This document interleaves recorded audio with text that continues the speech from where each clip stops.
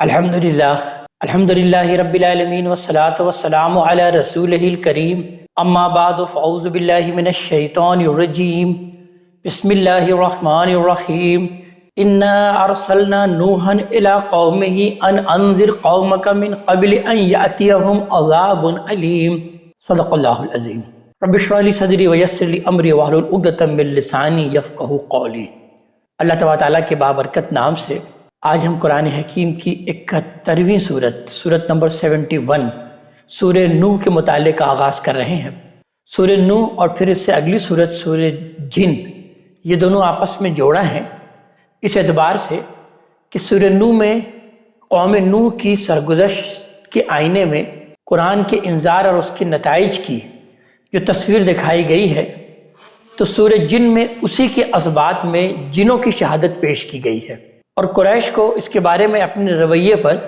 نظر ثانی کی دعوت دی گئی ہے۔ سورہ نوح کا موضوع اگر غور کیا جائے تو قریش کے لیے رسولوں کی دعوت اور اس کے مختلف مراحل کی وضاحت کرنا ہے، اور اس کے ان نتائج سے انہیں خبردار کرنا ہے جو اللہ تبارک تعالیٰ کی سنت کے مطابق اسے نہ ماننے والوں کے لیے لازماً نکلتے ہیں۔ اس صورت میں سورہ نوح میں حضرت نوح علیہ السلام کی دعوت کے مراحل،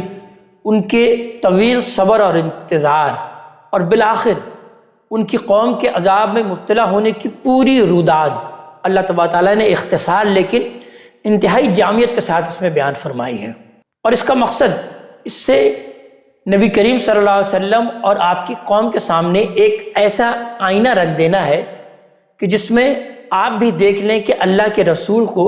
اپنی آخری منزل تک پہنچنے کے لیے صبر اور انتظار کے کن کن مراحل سے گزرنا پڑتا ہے۔ ساتھ ہی آپ کی قوم بھی دیکھ لے کہ اللہ تعالیٰ جلد بازوں اور ان کے طنز و تان کے باوجود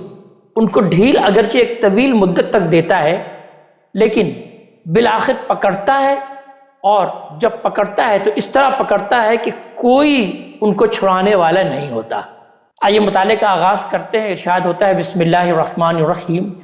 انا ارسلنا نوحا الی قومہ،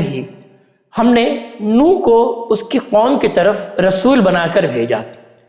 ان انذر قومک، کہ اپنی قوم کو خبردار کرو، من قبل ان یاتیہم عذاب علیم، اس سے قبل کہ ایک دردناک عذاب ان پر آ جائے، یعنی عذاب سے پہلے اتمام حجت کے لیے اسی طرح رسول بنا کر بھیجا جس طرح اس وقت اب نبی کریم صلی اللہ علیہ وآلہ وسلم محمد صلی اللہ علیہ وآلہ وسلم کو بھیجا ہے۔ یہ در حقیقت اس سنت الہی کی طرف اشارہ ہے جس کے تحت اللہ کے رسول مختلف قوموں کی طرف بھیجے جاتے ہیں۔ پھر آیت نمبر 2 میں ارشاد ہوا کہ قال یا قوم انی لکم نذیر مبین، تو انہوں نے کہا حضرت نوح علیہ السلام نے کہ اے میری قوم کے لوگوں،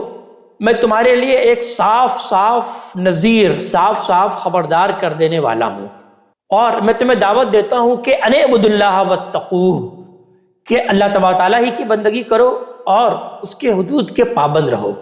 اس میں لفظ اصلاً تو تقوی استعمال ہوا ہے، اور قرآن کی اصطلاح میں اس کے معنی زندگی کے تمام معاملات میں حدود الہی کی پابندی کرنے کے ہیں۔ اور پھر بیان ہوا وَأَطِیعُونَ، اور میری اطاعت کرو، میرا کہنا مانو، یغفر لکم من ذنوبکم، اس کے نتیجے میں اللہ تمہارے گناہوں میں سے معاف کر دے گا۔ من ذنوبکم کے الفاظ آئے ہیں، یعنی کہ جو گناہ معاف ہو سکتے ہیں ان کو اللہ تبارک تعالیٰ معاف کر دے گا۔ وَيُؤَخِّرْكُمْ إِلَىٰ أَجَلٍ مُّسَمًّى، اور تمہیں ایک مقررہ وقت تک مہلت دے گا، یعنی اس وقت تک مہلت دے گا جو اللہ تبارک تعالیٰ نے افراد اور قوم کی موت اور زندگی کے لیے مقرر کر رکھی ہے۔ ان اجل اللہ اذا جاء، حقیقت یہ ہے کہ اللہ کا مقرر کیا ہوا اجل، وقت جب آ جاتا ہے، لا یؤخر، تو پھر ٹالا نہیں جاتا۔ لو کنتم تعلمون، اے کاش تم اس کو جان لو، اس کو سمجھ لو۔ بیان ہوا پھر آگے کہ اسی طرح کی دعوت دیتے رہے مگر وہ لوگ نہیں مانے، اور یہاں تک کہ قالا، حضرت نوح علیہ السلام نے کہا رب انی دعوت قومی لیلا و نہارا، کہ اے میرے رب، میں نے اپنی قوم کو، اپنی اس قوم کو شب و روز، رات و دن پکارا، فلم یزدہم دعائی الا فرارا، لیکن میری پکار سے یہ اور زیادہ بھاگتے ہی رہے۔ یہ در حقیقت دعوت کی راہ میں کم و بیش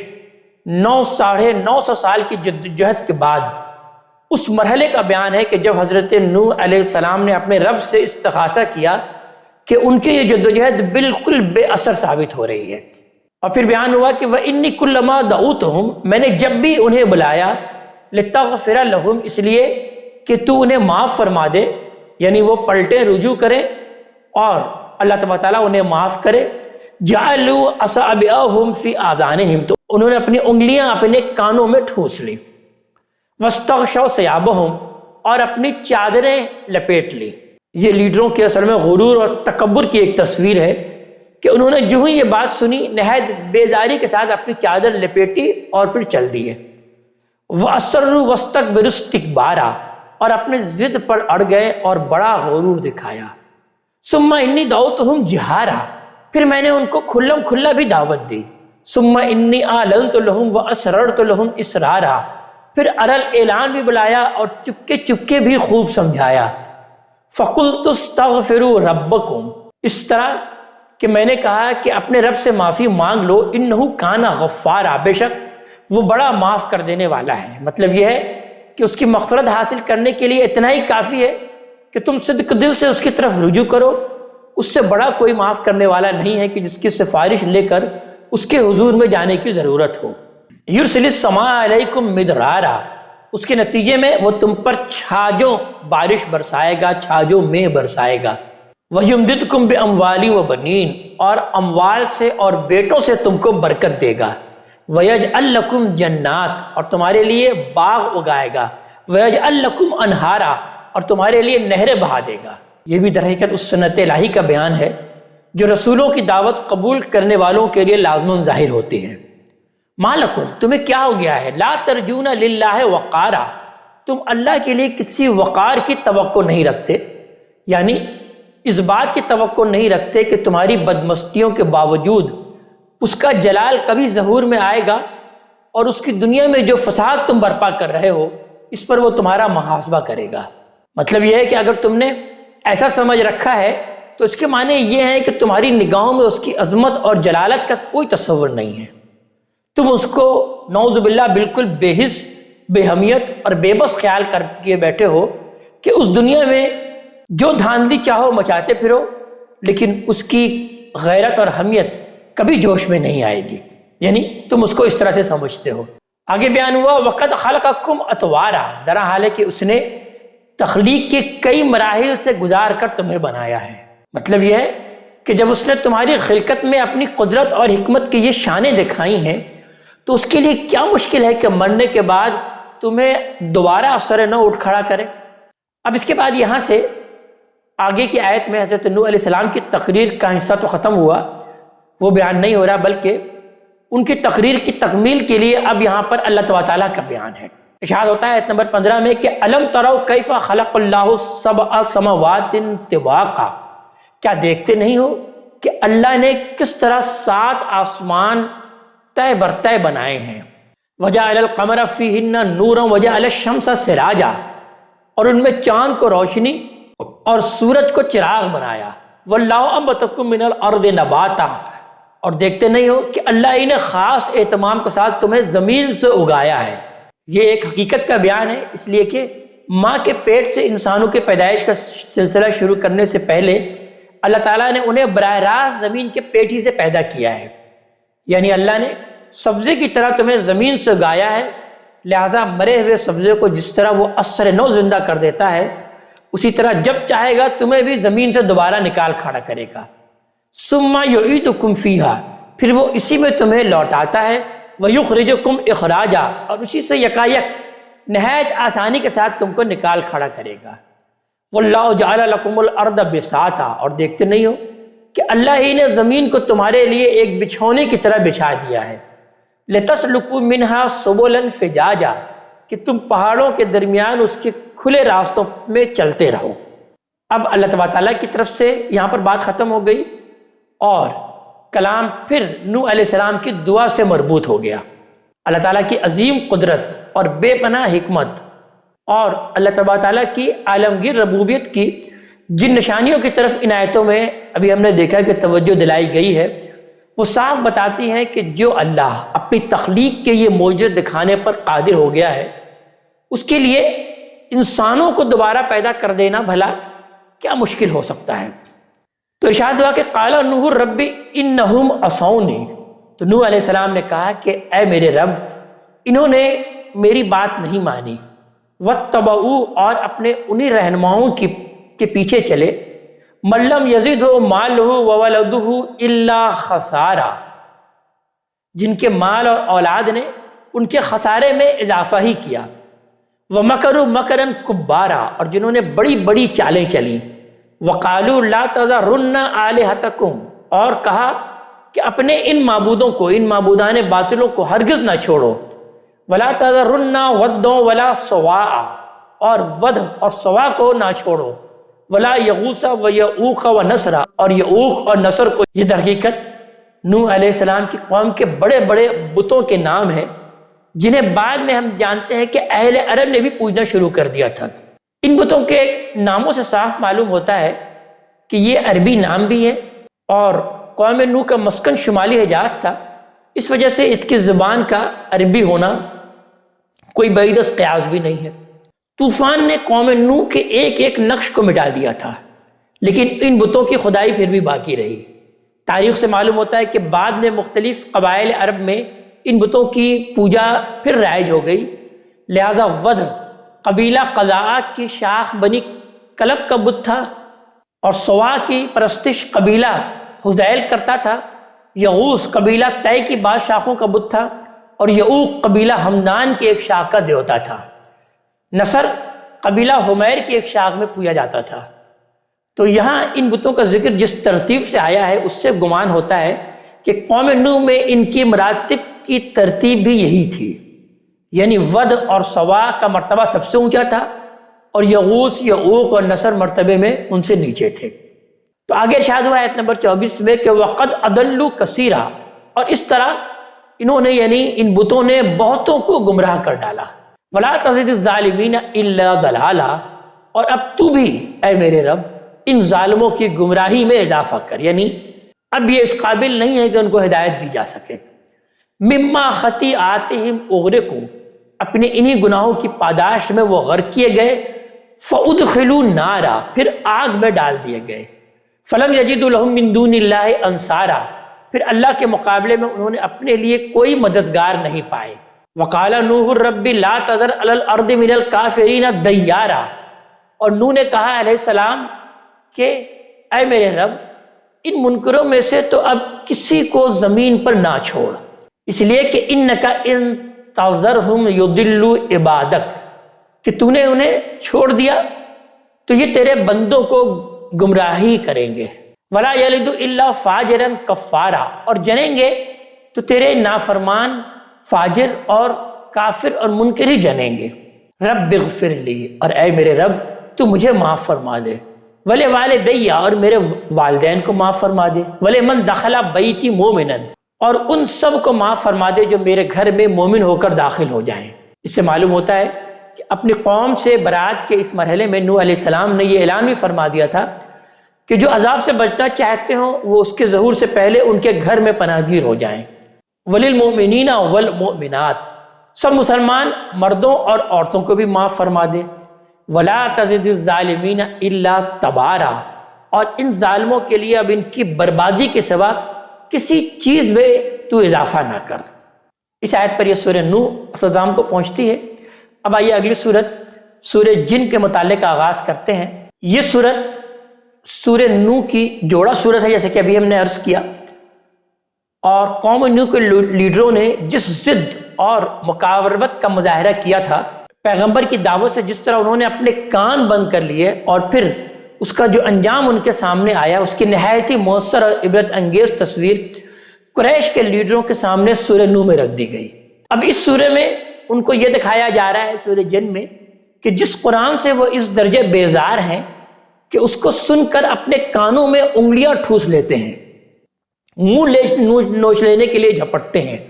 اور دامن جھاڑ کر بھاگ کھڑے ہوتے ہیں، اسی کو سن کر جنوں کی ایک جماعت اس قدر اثر پذیر ہوتی ہے کہ وہ فوراً اپنے قوم کے اندر اس کی دعوت پھیلانے کے لیے اٹھ کھڑی ہو جاتی ہے۔ یعنی نہ صرف یہ کہ اس کو قبول کرتی ہے، بلکہ اس کے داعی بن کر یہ اٹھ کھڑے ہوتے ہیں۔ اور یہ واقعہ جیسا کہ ہم سورہ احقاف کی آیت نمبر 29 سے 32 میں بھی پڑھ چکے ہیں۔ پھر سورہ جن کے موضوع پر اگر غور کیا جائے تو اس کا موضوع جنوں کی شہادت سے قرآن مجید اور اس کی حقانیت قریش پر ثابت کرنا ہے، اور انہیں یہ سمجھانا ہے کہ جس عذاب کا وہ مطالبہ کر رہے ہیں اس کا علم اللہ ہی کے پاس ہے۔ اللہ کے پیغمبر عذاب کا وقت بتانے کے لیے نہیں، اللہ کا پیغام پہنچانے کے لیے آتے ہیں، لہٰذا وہ اللہ سے عذاب نہیں بلکہ اس کی رحمت چاہیں۔ اس کے لیے پیغمبر کے مقابلے میں سرکشی اور تمرد اور گھمنڈ کا رویہ چھوڑ کر اس کی دعوت پر لبیک کہیں اور اللہ کے گھر میں اللہ ہی کی عبادت کریں۔ آئیے مطالعے کا آغاز کرتے ہیں۔ ارشاد ہوتا ہے بسم اللہ الرحمن الرحیم کہ قل اوحی الی انہ استمع نفر من الجن، انہیں بتائیے اے پیغمبر کہ مجھے وحی کی گئی ہے کہ جنوں کی ایک جماعت نے اس کو سنا، فقالوا انا سمعنا قرآنا عجبا، تو اپنی قوم سے جا کر کہا کہ ہم نے ایک بڑا ہی دل پذیر قرآن سنا ہے، یہدی الی الرشد، جو ہدایت کا راستہ دکھاتا ہے، فآمنا بہ، تو ہم اس پر ایمان لے آئے۔ اس سے یہ بات لازم نہیں آتی کہ نبی کریم صلی اللہ علیہ وسلم جس طرح انسانوں کے پیغمبر تھے اسی طرح جنوں کے بھی پیغمبر تھے، یعنی ان آیات کے ذریعے سے بعض لوگوں نے یہ نتیجہ بھی نکالنے کی کوشش کی ہے، لیکن یہ بات ٹھیک نہیں، بلکہ یہ بات معلوم ہوتی ہے کہ حق جہاں اور جس صورت میں بھی سامنے آئے، دنیا کی ہر ذی شعور مخلوق اسے ماننے کی مکلف ہے۔ لہذا جنوں کے کسی پیغمبر کی دعوت اگر ہم بھی سن سکتے تو اس پر اسی طرح ایمان کے مکلف ہوتے، جس طرح جنوں نے نبی کریم صلی اللہ علیہ وسلم کی دعوت پر اپنے ایمان کا اظہار کیا۔ نبی کریم صلی اللہ علیہ وسلم سے پہلے کے پیغمبروں پر ہمارا ایمان کی نوعیت بھی یہی ہے۔ ہم ان کی شریعت کے پابند تو یقیناً نہیں ہیں، لیکن انہیں ماننا ہمارے لیے بھی اسی طرح ضروری ہے جس طرح ان کی قوموں کے لیے ضروری تھا۔ تو ارشاد ہوا کہ وَلَن نُشْرِكَ بِرَبِّنَا أَحَدًا، اور اب ہم ہرگز کسی کو اپنے رب کا شریک نہیں ٹھہرائیں گے۔ وَأَنَّهُ تَعَالَى جَدُّ رَبِّنَا، اور یہ بھی کہ ہمارے رب کی شان بہت اونچی ہے، مَتَّخَذَ صَاحِبَةً وَلَا وَلَدًا، اس نے اپنے لیے کوئی بیوی بنائی ہے اور نہ کوئی اولاد۔ وَأَنَّهُ كَانَ يَقُولُ السَّفِيهُونَ عَلَى اللَّهِ شَطَطًا، اور یہ بھی کہ ہمارے یہ احمق سردار، یعنی یہ جو ہمیں اپنے تقلید پر ابھارتے ہیں، یہ جو ہمارے سردار ہیں، یہ ہمارے احمق سردار اللہ کے بارے میں بالکل حق سے ہٹی ہوئی باتیں کہتے رہے ہیں، اور یہ بھی کہ ہم اس کے پیچھے صرف اس لیے چلتے رہے کہ وَأَنَّا ظَنَنَّا أَن لَّن تَقُولَ الْإِنسُ وَالْجِنُّ عَلَى اللَّهِ كَذِبًا،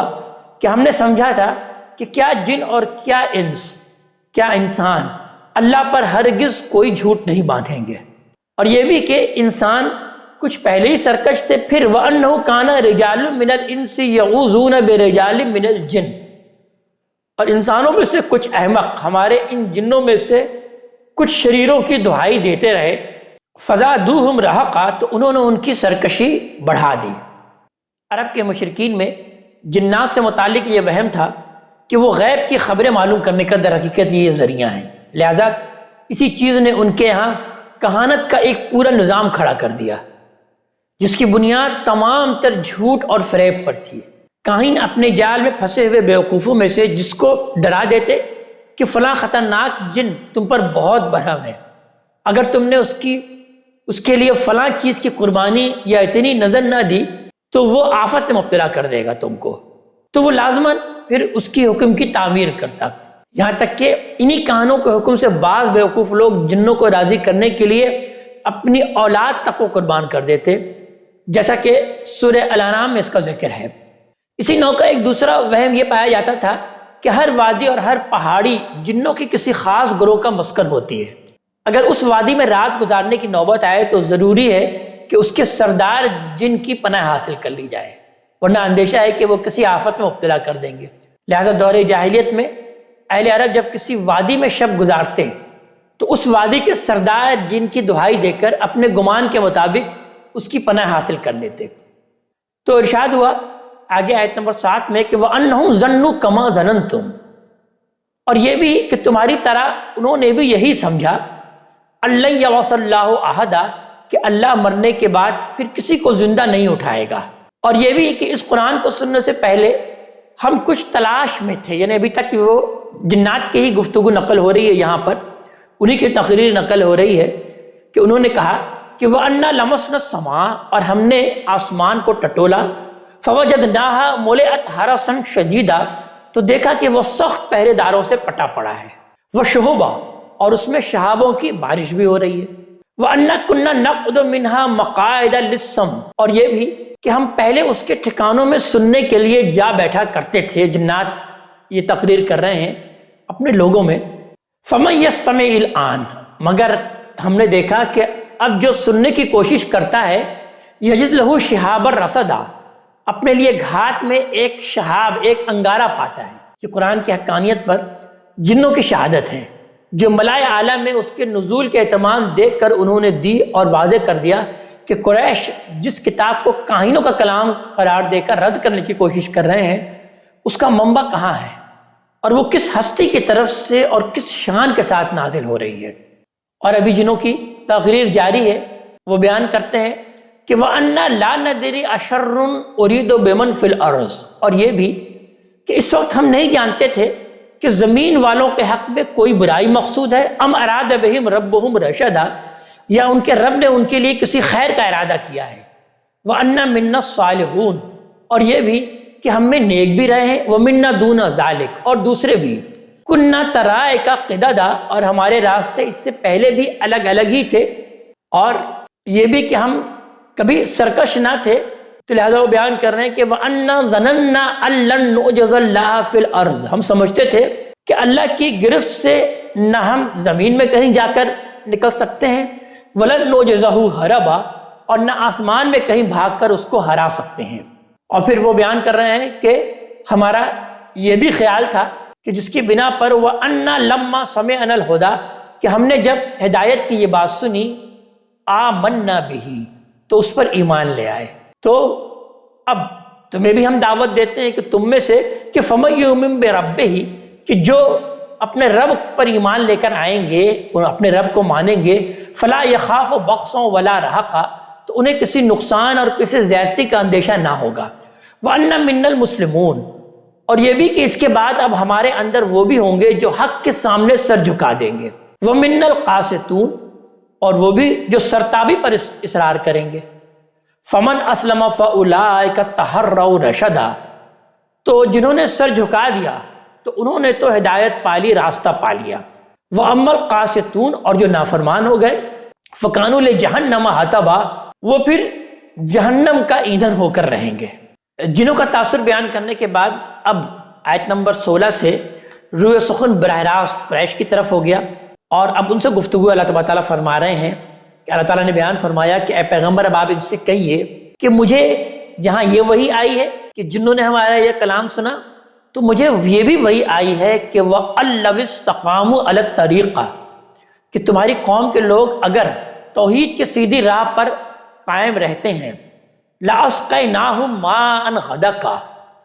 تو ہم انہیں خوب سیراب کر دیتے،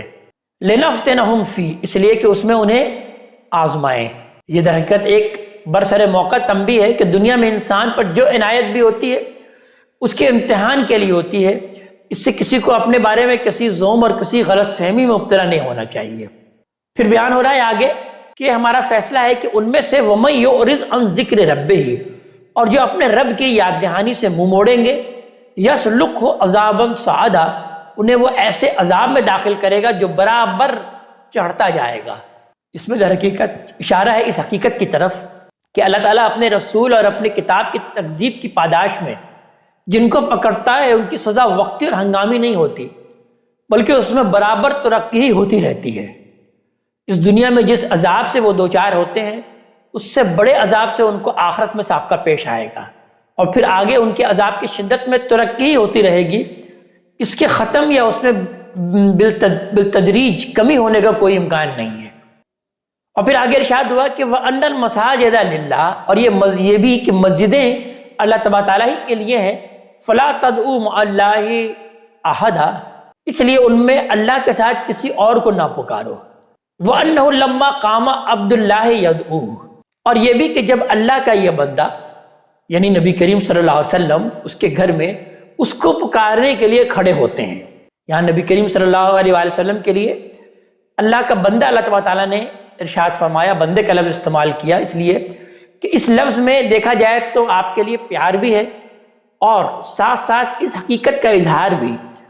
کہ اللہ تبارک تعالیٰ کے بندے کے لیے سب سے زیادہ معقول اور فطری کام کوئی ہو سکتا ہے تو یہی ہو سکتا ہے کہ وہ اپنے اللہ ہی کو پکارے۔ لیکن دنیا کا ضمیر ہم جانتے ہیں کہ اس طرح بگڑ چکا ہے کہ یہی سب سے زیادہ صحیح اور اعلیٰ کام لوگوں کے لیے ایک نہایت انوکھا اور ناگوار کام بن کے رہ گیا ہے۔ تو آگے ارشاد ہو رہا ہے کہ جب اللہ تبارک تعالیٰ کا وہ بندہ اللہ کی عبادت کرتا ہے، اللہ کو پکارتا ہے، تو پھر ان کا کیا طرز عمل ہے؟ قادو یکونون علیہ لبدا، تو لگتا ہے کہ یہ اس پر ٹوٹ پڑیں گے۔ تو قل، اے نبی کریم صلی اللہ علیہ وسلم، اے محمد، ان سے کہہ دیجئے کہ انما ادعو ربی، میں تو اپنے رب ہی کو پکارتا ہوں، ولا اشرک بہ احدا، اور کسی کو اس کا شریک نہیں ٹھہراتا۔ اور قل، ان سے کہہ دیجئے کہ انی لا املک لکم ضرا ولا رشدا، میں تمہارے لیے کسی نفع اور ضرر اور کسی ہدایت اور دلالت گمراہی کا کوئی اختیار نہیں رکھتا۔ یعنی ضرن کے بعد یہاں پر نفعن اور رشدن کے بعد یہاں پر غین اس آیت میں در حقیقت محذوف ہے، اس لیے اس کا صحیح تر ترجمہ یہی ہوگا کہ میں تمہارے لیے کسی نفع اور ضرر اور کسی ہدایت اور دلالت کا کوئی اختیار نہیں رکھتا۔ قل، ان سے کہہ دیجئے میں کسی کو اس کا شریک ٹھہراؤں تو جانتا ہوں، انی لن یجیرنی من اللہ احد، کہ مجھے اللہ کے غضب سے کوئی پناہ نہیں دے سکتا، ولن اجد من دونہ ملتحدا، اور نہ میں اس کے سوا کوئی ملجا کبھی پا سکوں گا۔ آگے بیان ہو رہا ہے کہ نہیں لوگو، میں تمہارے لیے اس طرح کا کوئی اختیار نہیں رکھتا، الا بلاغا من اللہ، میرا کام صرف یہ ہے کہ مجھے اللہ کی طرف سے پہنچانا ہے، ابلاغ ہے میرا کام، ورسالات ہی، اور اس کے پیغامات تمہیں دینے ہیں۔ یعنی میں تمہارے لیے کسی نفع اور ضرر اور ہدایت اور گمراہی کا تو اختیار نہیں رکھتا، اور نہ تمہاری ناز برداری کے لیے یا تم سے مروب ہو کر کسی کو اس کا شریک ٹھہرا سکتا ہوں۔ میری ذمہ داری صرف یہ ہے کہ اللہ کا پیغام بے کم و کاست تم تک پہنچا دوں۔ اور آگے پھر ارشاد ہوا کہ وَمَن یعص اللہ وَرَسُولَهُ، تو یاد رکھو کہ جو اللہ اور اس کے رسول کی نافرمانی کریں گے، فَإِنَّ لَهُ نَارَ جَهَنَّمَ، ان کے لیے پھر جہنم کی آگ ہے، خالدین فیہا ابدا، جس میں وہ ہمیشہ ہمیش رہیں گے، حتی اذا رأوا ما یوعدون، یہاں تک کہ یہ لوگ جب وہاں اس چیز کو دیکھیں گے جس سے انہیں خبردار کیا جاتا ہے، یعنی جب دوزخ کا عذاب علیم اور اس میں اپنی بے بسی دیکھ لیں گے جس سے انہیں دنیا میں خبردار کیا جاتا ہے اور وہ اس کا مذاق اڑاتے ہیں، تو فَسَيَعْلَمُونَ مَنْ أَضْعَفُ نَاصِرًا وَأَقَلُّ عَدَدًا، تو اس وقت ضرور جان لیں گے کہ کس کی مدد کمزور اور کون گنتی میں تھوڑے ہیں۔ قل، کہہ دیجئے ان ادری اقریب ما توعدون، میں نہیں جانتا کہ جس عذاب سے تم کو خبردار کیا جاتا ہے وہ قریبی ہے، ام یجعل لہ ربی امدا، یا میرا رب ابھی اسے کچھ اور ٹالے گا۔ یہ در حقیقت سب غیب کی باتیں ہیں، عالم الغیب، اس غیب کو وہی جانتا ہے، فلا یظہر علی غیبہ احدا، اور اپنے یہ غیب کسی پر وہ بھی ظاہر نہیں کرتا، الا من ارتضی من رسول، رہے وہ کہ جن کو وہ رسول کی حیثیت سے منتخب کر لیتا ہے، فإنہ یسلک، وہ اپنی طرف سے کچھ نہیں کہہ سکتے، یعنی عذاب کے بارے میں اپنی طرف سے کچھ نہیں کہہ سکتے کہ کب آئے گا اور کس طرح آئے گا۔ من بین یدیہ ومن خلفہ رصدا، ان کے آگے اور پیچھے تو وہ پہرا لگا دیتا ہے، لیعلم ان قد ابلغوا رسالات ربہم، تاکہ معلوم رہے کہ انہوں نے اپنے رب کے پیغامات پہنچا دیے ہیں، وَأَحَاطَ بِمَا لَدَيْهِمْ وَأَحْصَى كُلَّ شَيْءٍ عَدَدًا، اور وہ ان کے ماحول کو گھیرے میں اور ان کی ہر چیز کو گنتی میں رکھتا ہے۔ یہاں سے اس صورت مبارکہ کا اختتام ہوتا ہے۔ اللہ تبارک تعالی ہمیں اپنے کلام کا فہم عطا فرمائے اور عمل کی توفیق عطا فرمائے۔ اقول قولی ھذا واستغفر اللہ لی ولکم ولسائر المسلمین والمسلمات۔